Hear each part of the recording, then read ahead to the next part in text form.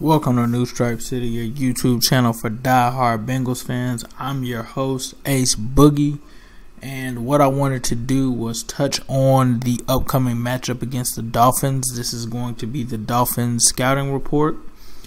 So starting things off, we start off with Ryan Tannehill.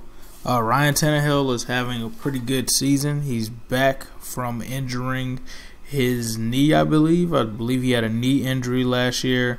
But Ryan Tannehill has always been a pretty decent quarterback. You look back at the draft where he was taken, you had Andrew Luck, you had RG3. Ryan Tannehill was another guy that kind of stuck out and actually stood out from that class in terms of being a guy that's still out here doing his thing. So far in the season, he's got 787 total passing yards, 7 touchdowns, 3 interceptions, 106 quarterback rating. So statistically, according to quarterback rating, not in terms of the yards and all of that, he's actually having a better season than Andy Dalton, according to NFL.com, if you're talking about going off the quarterback rating. Now, Andy Dalton still has thrown for about 300 or 400 more yards than him, but Tannehill's still a decent quarterback. He also has some athleticism, so definitely somebody that Bengals have to watch out for. I think this is where it starts to get a little tricky for the Bengals with Kenyon Drake, right? Kenyon Drake is kind of in that same mode of a Christian McCaffrey, as he's a really elusive runner but can run between the tackles even though he's small. He combines with Frank Gore, the savvy veteran who just won't give it up. This season, Drake has kind of struggled, so he's had 33 carries for 107 yards, which that is pretty trash.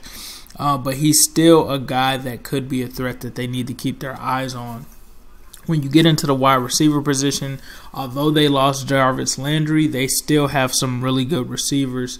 You have Kenny Stills, who's definitely under the radar, definitely a guy that could be a deep threat that could give the Bengals plenty of issues.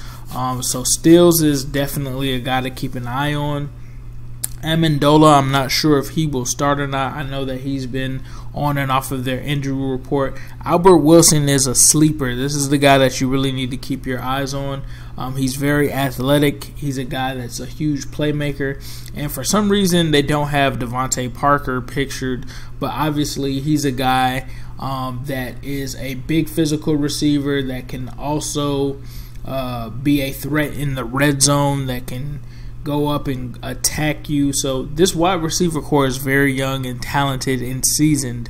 They have a tight end by the name of Jasicki. He's a pretty athletic tight end. And then you look at the offensive line. They've got a really good left tackle in Laramie Tunsil, who only fell to them because of the leaked video that he had before the draft. They had some injury issues up front. They lost Josh Sutton. They also lost another offensive lineman. I'm not sure exactly what his name was, but that will be places where the Bengals should look to try to exploit them. Larson isn't really that good of a left guard. He can be exposed. Swanson can somewhat be exposed as well. But James is a good right tackle, so our defensive ends will have their work cut out for them, whether it's Carl Lawson or Carlos Dunlap. That's going to be where their strength is. But Geno Atkins can continue to eat like he has been this entire year. As you see, Pro Football Focus has given him a 90.2. But this is also going to be a game where Vontaze Burfict comes back, and they need him for the middle of this field, especially with a guy like Amendola and Jasicki. They're going to have to take advantage of that. When you look at the defensive side of Miami, I believe that the defense of this team is really the strength. And although his grade doesn't dictate it, Rashad Jones back there in the backfield is going to be a problem, especially for CJ Uzomah. With the Bengals losing Tyler Eifert, that matchup becomes even harder for the safety. I mean, not the safety, but for the tight end, because they're going to need that tight end to be able to stretch the field, especially when you got guys like Kiko Alonso and Raekwon McMillan, who are two very solid linebackers out there. And then you also have a great defensive line. This is one of the Bengals' Achilles heel this season has been the offensive line. Cordy Glenn struggled to block last week, even though he played better than the week before. Bobby Hart has just been simply trash. Alex Redmond is trash. Hopkins has definitely played pretty good, but they're going to have their work cut out for them. You got Godchild, you got Cameron Wake, the savvy veteran, you got Robert Quinn. Those are going to be guys that can disrupt us in the backfield. So if we're not careful, if we don't block right and set the schemes right, they are guys that can cause issues. Now you look at the 3 receiver matchup. Tyler Boyd is going to have a hard matchup against Minkah Fitzpatrick. The rookie is having a pretty good season. That is going to be a matchup to watch. Boyd has been balling out of control, but this is where he gets a little bit of a harder draw here. Now, it's hard to say because it seems like John Ross might not end up playing in this game. So I don't know if that means that Fitzpatrick will be on Boyd if he's in the slot, or if Boyd will shift out, being that John Ross may be out this game.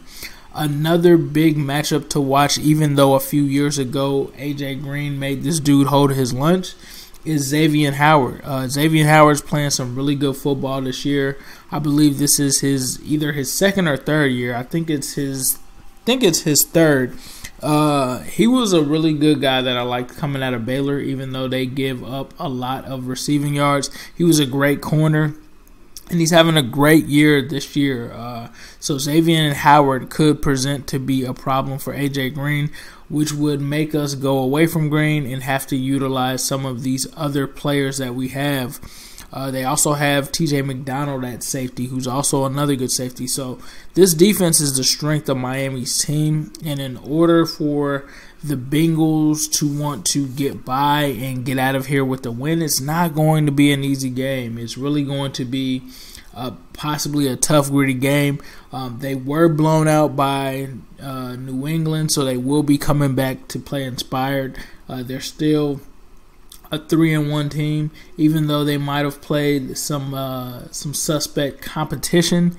They are still a good team, especially on defense. And when you have Adam Gase on offense, who was responsible for some of the calls for the Broncos offense a few years ago, you can never sleep on him, and definitely don't sleep on Ryan Tannehill. He's a solid quarterback. So with that being said, this is the wrap-up. This is going to be another tough matchup, in my opinion, for the Bengals. But we do get Joe Mixon back, so that will be very helpful. Andy Dalton's playing at a top level. But again, we just have to make sure that we key on taking advantage of what the defense gives us. And we also need to play decent defense against them and take advantage of an offensive line that is vulnerable right now. So let me know what you guys think. Hop in the comments. And as usual, I'll leave you with a who day, all day, every day, and especially on Sunday.